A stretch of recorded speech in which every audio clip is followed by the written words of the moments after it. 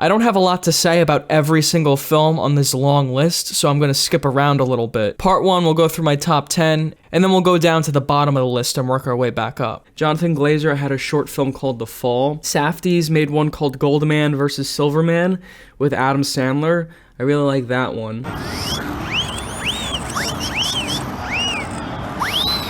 Tom York and Paul Thomas Anderson teamed up for some anima recently. Like the big Hollywood studios, Sony and Disney especially, they've really been lacking. But there are like these other markets for film now that are becoming more popular because that Hollywood output has just become so dull. There's like a huge market for Korean films now. We're gonna get an Under the Skin series very soon. They make everything into TV shows now. 824 is putting out great stuff. Netflix is releasing like 3.5 hour long films. And now we're getting like Criterion Blu-rays for some of them. Beach Bum. Matthew McConaughey plays this guy, Moondog. And Moondog is trying to like write a good book of poetry. Going to like the Keys with Snoop Dogg, and he meets like this Rastafarian guy. To our final destination, safe and sound. I don't fuck around. You know what? It doesn't even matter what you said. It just sounds so fucking good how you say it. I like the free-flowing nature of it, like the Moondog character who just kind of does whatever he wants. Number 9 is The Irishman. This film felt like the end of an era, like I'm never gonna get a movie like this again. Something I've read a lot into since my initial review of this film is the extensive visual effects work they had to do. They had fully rendered 3D models of everyone's face, and they like motion tracked it on set. It's pretty impressive, although they still moved like old people. And while I'm being critical, I might as well mention I wasn't a fan of some of the editing choices. Given this caliber of movie, it was distracting, but overall, I thought this was excellent. Kyle and Mike are these best friends, and this story follows them over the course of years of their life as their friendship kind of falls apart and comes back together. These two friends, who also wrote the film, and the guy who plays Mike directed the film, they have great chemistry. In the Q&A after the screening, just from the way these guys were talking and cracking jokes, I could tell their sense of humor just carried on to the movie. It's incredibly funny. The film looks great. Every scene basically is presented in a long take. There's points where like the seasons change in the film as like the camera pans over, not breaking that single take. The opening scene is them biking up a mountain. The camera movements, the blocking of the extras, it was so intricate, and the shot goes on for a long time. There's a lot going on in this movie that's really impressive. The aging on them was really well done because it takes place over a few years. In the opening scene of Midsommar, I noticed a painting in the background. And I looked at this painter's other work, and I started to notice how Ari Aster got inspiration for this film. Visually, anyway.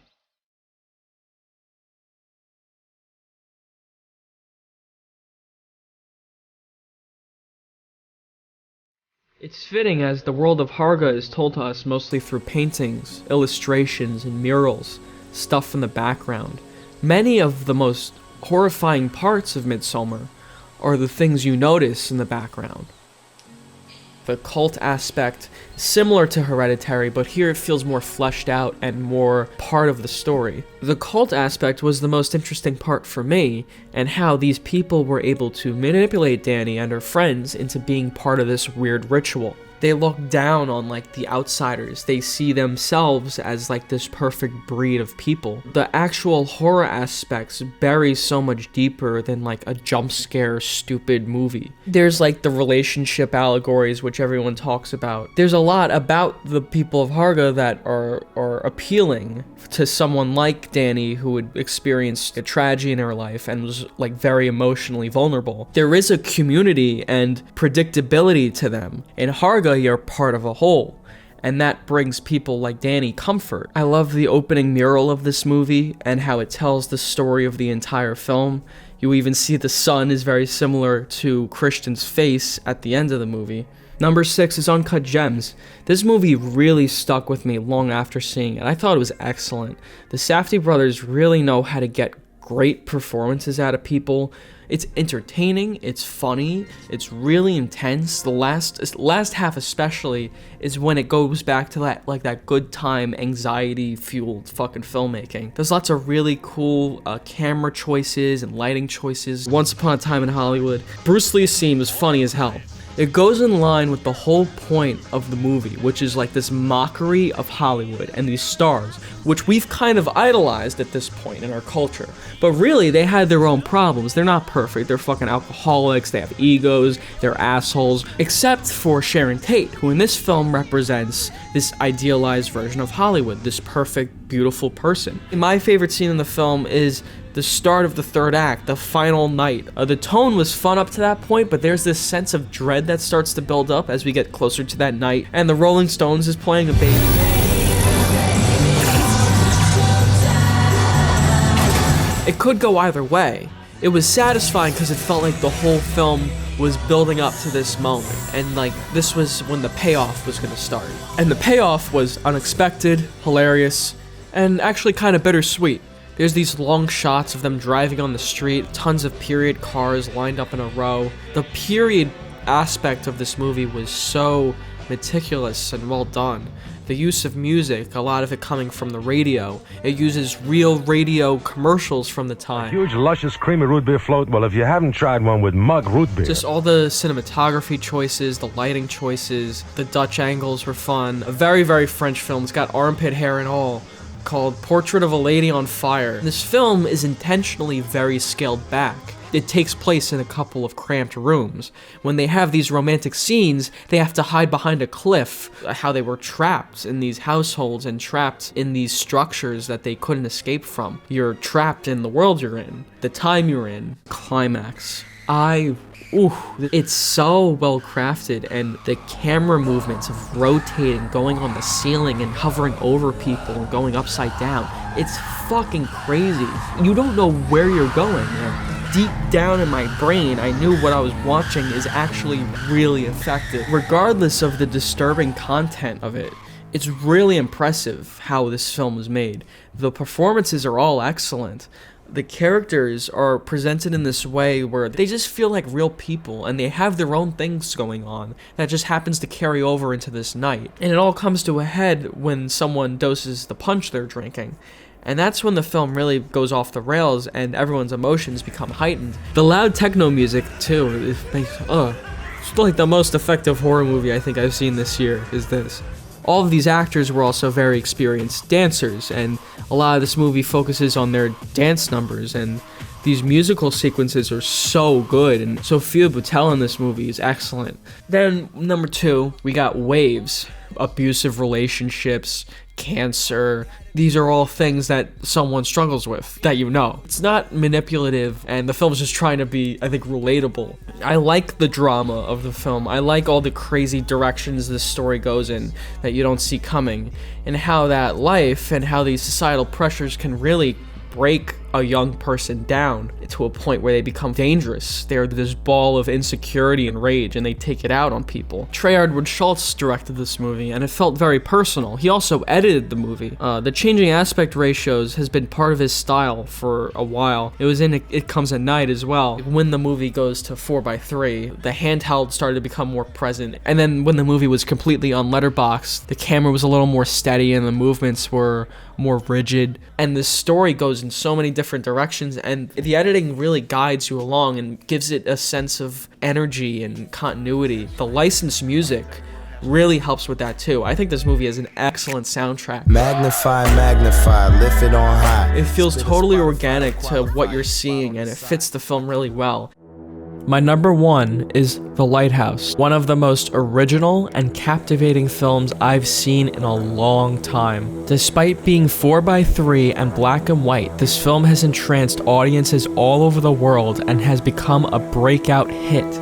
Even those who don't like it can find an aspect to appreciate about it, whether it be the amazing performances by Willem Dafoe and Robert Pattinson, the cinematography, the score. The film is a comedy as well. These characters are very entertaining to watch. There are lots of things about Robert Eggers' previous film, The Witch, that he carries on to this movie. The Old English dialogue is present, which was heavily researched and based on how people really spoke at the time. I love the passage of time in this film. It's never clear how long it's been, and it further solidifies A24 as the studio willing to take risks, willing to show films that are challenging and also very rewarding. Anyway, that's part one. We're gonna work our way down to the bottom of the list now, go to The Haunting of Hilary Duff. I just think it's pointless and stupid to make movies about events if you're not gonna present it realistically or teach me something or even tell a good story. It's compensating for the fact that they can't tell a good story, so they have to piggyback off of really bad tragedies to get eyeballs looking at this film. Baffling. You guys know I love John Travolta. And I was like, okay, so people are exaggerating how bad this is then.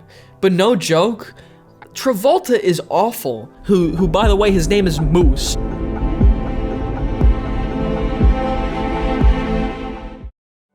I don't know if what he was doing was to be like ironically funny or intentionally funny. He's driving around on the same street. You see the same McDonald's arches in the background 20 times. Welcome to Hollywood, where crimes are made of. There's a part where he's like supposed to be looking at this other street performer, like sticking a nail in his nose.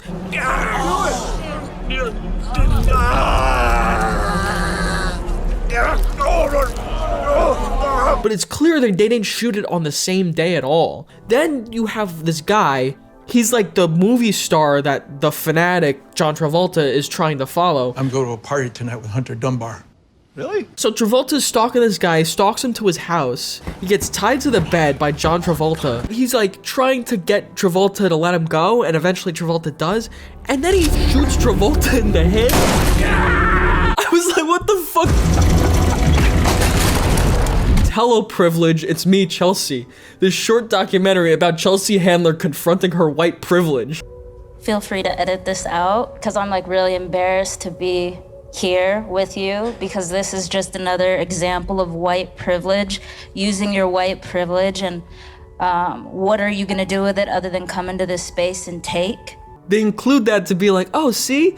They acknowledge the other side, but I doubt that's all that girl had to say. So what we're filming is a documentary on white privilege to see if it exists or if it's a fantasy that people are just making up in their head. What? This documentary does a terrible job presenting it? But how can we change it so that people don't discriminate towards people of color? And it's so clear it's just supposed to be a puff piece for Mrs. Handler, or Miss Handler, I don't know if she's married. I wanted to date black guys. I had a boyfriend named Tyshawn.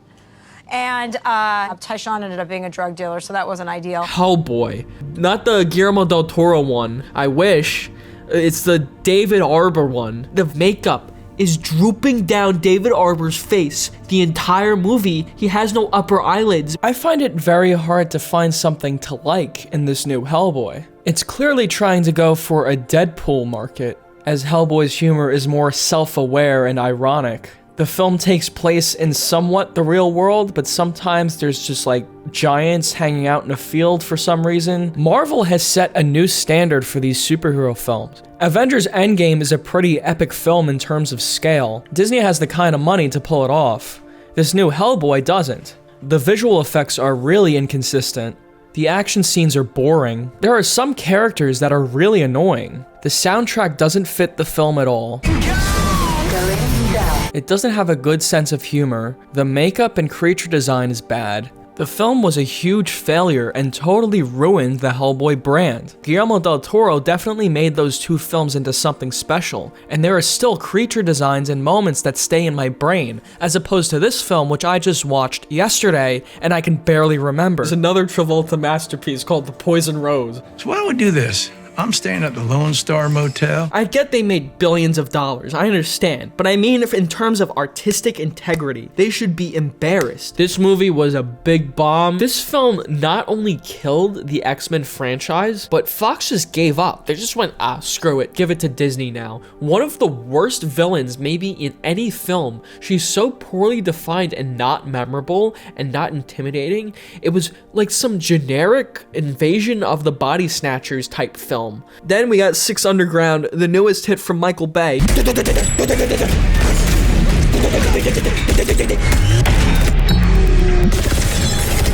weeks earlier. Countdown is a movie, but it's also a phone app in the movie that will tell you when you're going to die. You know, it's not like that Ring movie at all. The premise and the movie itself is so not scary. Halfway through, it just gives up on being a horror film and becomes a comedy. I saw 2 documentaries about the Fyre Festival. I guess I would recommend the one called Fyre out of these 2. Terminator Dark Fate was interesting, I guess. I think the first 2 Terminator films are great, and I've expressed my grievances with Terminator Genesis. This movie was really bogged down by the nostalgia bait nonsense. Putting Linda Hamilton and Arnold Schwarzenegger in the movie was just kind of distracting. They feel really shoehorned into what could have just been a remake of Terminator, but I guess remakes aren't in now. What's in is taking an old property, getting some of the original cast, and then just remaking the original. As a remake of Terminator, I guess it's fine. Ford v Ferrari, Dawn of Justice is another movie. What makes it stand out was the car stuff and how accurate it all was.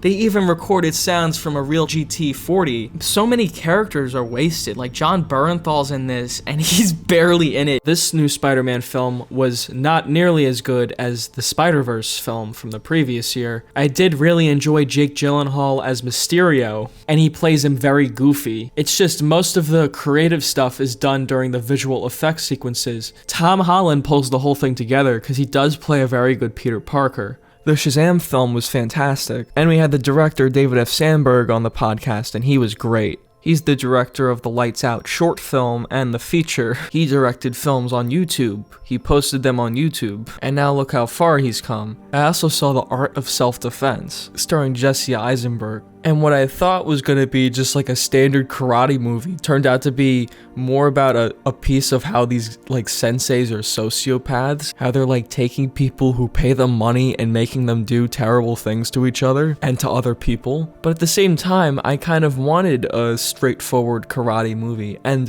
the big moments that I want in these kinds of movies, the fight scenes, I wasn't really getting it. Jesse Eisenberg was playing the same character he's played in a lot of other films, and it's starting to become one note. The sense of humor in this film is very bizarre, and I enjoyed that to some extent, but it also started to make the characters one note. I stopped being able to take them seriously because they would have these interactions that just... sometimes it's more about making a joke than it is about making sense. Yesterday, it's a cut above that average romantic comedy. The concept itself is really silly. It's basically this guy somehow transports himself to an alternate universe where the Beatles don't exist, and so he tries to just copy all the Beatles songs and make his own musical career out of it. It's a ridiculous premise, and something I like about it is they don't try to over-explain it or go down this path like a movie like Colossal did. Oh, she left her model in the woods and then lightning struck it, and that's how it's like, what? So Yesterday doesn't have anything like that. It's just a dumb premise to hinge this romantic comedy on, which is really about fame and losing sight of who you are and the people you love in the search of this dream to be famous, when really that won't bring you any satisfaction, but he does make a lot of money. I enjoyed John Wick Chapter 3. It's my least favorite of the series so far, but man, these action scenes are so creative and fun. I did enjoy El Camino, although it didn't live up to Breaking Bad. It's definitely a darker tone than the show, which is more of a dark comedy, and when Skinny Pete and Badger showed up, I just found it laughable.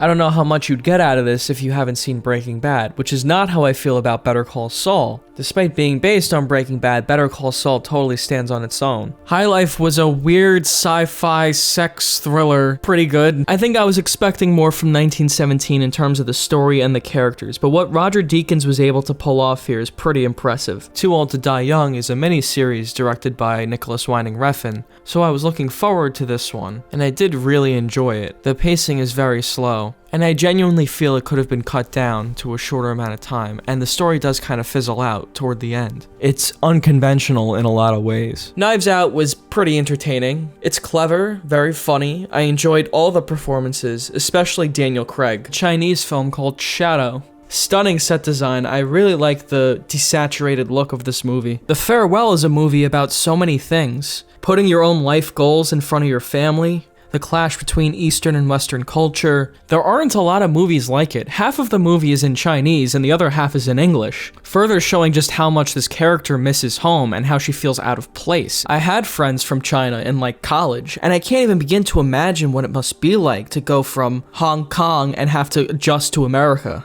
Did it make me tear up a little bit? Maybe. Isn't divorce sad? This is a good movie. Mika Levy did the score for this one. She also did the score for Under the Skin. Such a beautiful film. If I'm gonna talk about Parasite, it's gotta be for a long period of time. Alright, that's it for now. I definitely want to check out Motherless Brooklyn with Bruce Willis. And I gotta see Cats. I definitely gotta see Cats. I just didn't want to see that in the theater.